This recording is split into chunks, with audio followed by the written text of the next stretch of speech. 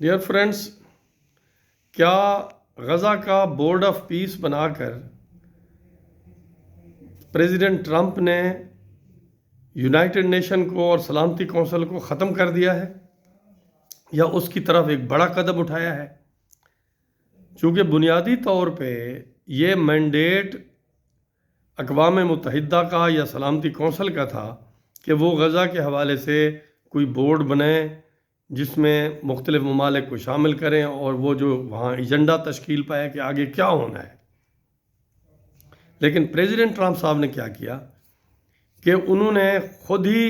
Board بنا دیا، اس کے صدر بن گئے اور لائک مائنڈڈ جو کنٹریز تھے ان کو اس میں شامل کر لیا۔ اب اس میں چائنا نہیں ہے، سلامتی کونسل کا پرماننٹ ممبر ہے، فرانس نہیں ہے، پرماننٹ ممبر ہے۔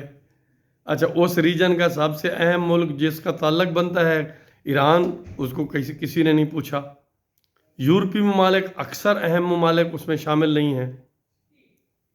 اور زیادہ تر جو ممالک دور دور سے ہیں ان کو شامل کر دیا ہے جن کا براہ راست کوئی وہاں رول بھی نہیں بنتا۔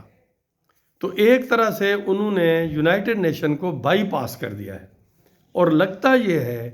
کہ وہ مستقبل میں یونائٹڈ نیشن کے کردار کو وہ منیمائز کرنا چاہتے ہیں، بلکہ ایک طرح سے اسے ختم ہی کرنا چاہتے ہیں۔ ساری اب ان کی نظر کیا ہے، وہ کیا چاہ کیا رہے ہیں؟ وہ یہ دیکھ رہے ہیں کہ بھئی سلامتی کونسل میں جو بھی معاملہ جاتا ہے وہاں چین اور روس آ کے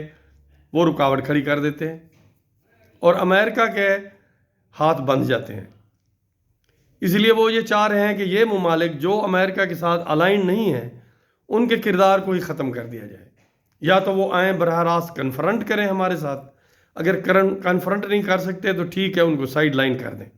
اور تمام ان ممالک کو انہوں نے سائیڈ لائن کر دیا جن سے جو سوال اٹھا سکتے تھے، تو تمام سوال اٹھانے والے ایک سائیڈ ہو گئے، چاہے وہ پرماننٹ ممبر ہی کیوں نہیں تھے، اور انہوں نے ایک گروپ بنا لیا۔ انہوں نے کہا جو ہمارے ساتھ ہماری بات ماننے والے ہیں وہ آ جائیں، اور ہم غزہ کے ساتھ جو ہمارا اپنا پلان ہے جو انہوں نے ابھی واضح طور پہ بیان بھی نہیں کیا